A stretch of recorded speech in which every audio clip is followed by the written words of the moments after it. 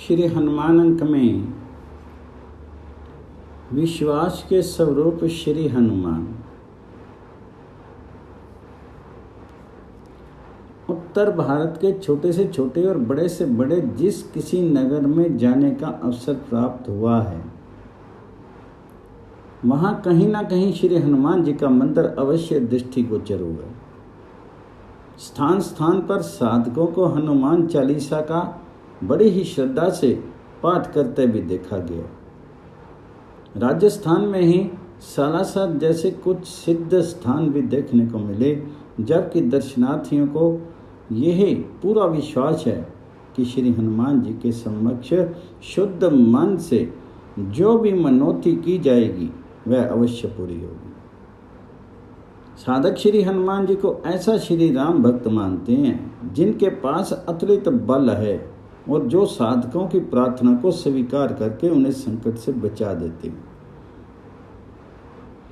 पिछले दिनों एक संत मेरे घर पर पधारे थे। मेरे कक्ष के एक कोने में श्री बजरंगबली की बड़ी ही आकर्षक प्रतिमा को देख करके वे पूछने लगे, क्या तुम्हारे आराध्य हनुमान हैं? मैंने बड़ी सरलता से उत्तर दिया, मैं तो उस अव्यक्त को ही अपना आराध्य मानता हूँ। फिर भी यदि मुझे नाम राम का प्रिय लगता है तो रूप कृष्ण का। श्री हनुमान जी महाराज के प्रति मेरा विश्वास बहुत है, क्योंकि राम द्वारे के यही रखवारे हैं और इनकी आज्ञा के बिना प्रभु के दरबार में प्रवेश नहीं हो सकता। ये सुनकर के उन्होंने इतना ही कहा, बिल्कुल ठीक है, प्रभु विश्वासी हनुमान जी हैं।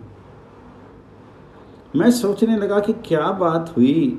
कुछ समय के पश्चात इस कथन का रहस्य मेरे सामने स्पष्ट हो गया। पूज्य स्वामी शरणानंद जी महाराज कहा करते हैं कि प्रत्येक साधक के जीवन में आस्था का तत्व विद्यमान है। दूसरी ओर से विचार शक्ति एवं क्रिया शक्ति प्राप्त है। इस आस्था के तत्व को ही वे विश्वास मार्ग में प्रधानता देते हैं। प्रभु विश्वासी हुए बिना साधक की साधना सफल नहीं होती और प्रभु विश्वास ही साधक को प्रभु प्रेमी बना देता है। वैसे पूज्य स्वामी जी अपने प्रवचन में प्रभु के किसी विशेष रूप या विशेष नाम को अपनाने की चर्चा नहीं करते, किंतु एक दिन अनायास उन्होंने एक साधक से ये कहा, प्रभु प्रेम प्राप्ति हेतु तुम हनुमान जी को अपना इष्ट बना लो। संतों के उपदेश की शैली बड़ी ही निराली होती है। वे भिन्न भिन्न साधकों को एक कुशल वैद्य के समान भिन्न भिन्न पाथ्य और पथ्य बता देते हैं, किंतु प्रभु प्रेम की बात अंत में ही करते हैं। पूज्य श्री स्वामी जी के इस संकेत से हनुमान जी के प्रति मेरी आस्था और दृढ़ होगी। अब मुझे ऐसा लगता है कि प्रभु विश्वास के प्रतीक सचमुच हमारे श्री हनुमान जी महाराज हैं। जिस व्यक्ति के हनुमान जी में आस्था हो जाती है उसका प्रभु विश्वास बढ़ने लगता है और विश्वास का तत्व ही साधक को विविध बाधाओं से निकालता हुआ प्रभु प्रेम पाने का अधिकारी बना देता है। इसलिए राम द्वारे तुम रखवारे होत न आज्ञा बिनु पैसारे कहा जाता है। जिसका प्रभु में विश्वास ही नहीं होगा वह उसके साम्राज्य में कैसे प्रवेश पा सकता है। ईश्वर विश्वासी की बुद्धि स्वतः निर्मल होने लगती है। विश्वासी साधक हनुमान जी महाराज की कृपा से उनके ही समान ज्ञान गुण सागर बन जाता है।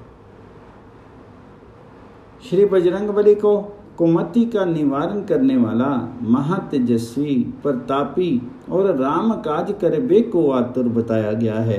मेरा विश्वास है कि जिस साधक पर हनुमान जी कृपा कर देते हैं वह भी प्रभु का ही कार्य करने लगता है। फिर तो उसे भी हनुमान जी के समान प्रभु चित्त सुनना और सुनाना ही सुहाता है। हनुमान जी साधक की बुद्धि को विवेकवती बना करके उसे संसार सागर को पार करने की सामर्थ्य प्रदान कर देते हैं। उनकी कृपा से साधक को वास्तविक सुख तथा आनंद प्राप्त हो जाते हैं। वास्तव में ईश्वर विश्वासी को हनुमान चालीसा की एक एक पंक्ति की सत्यता का अनुभव होने लगता है।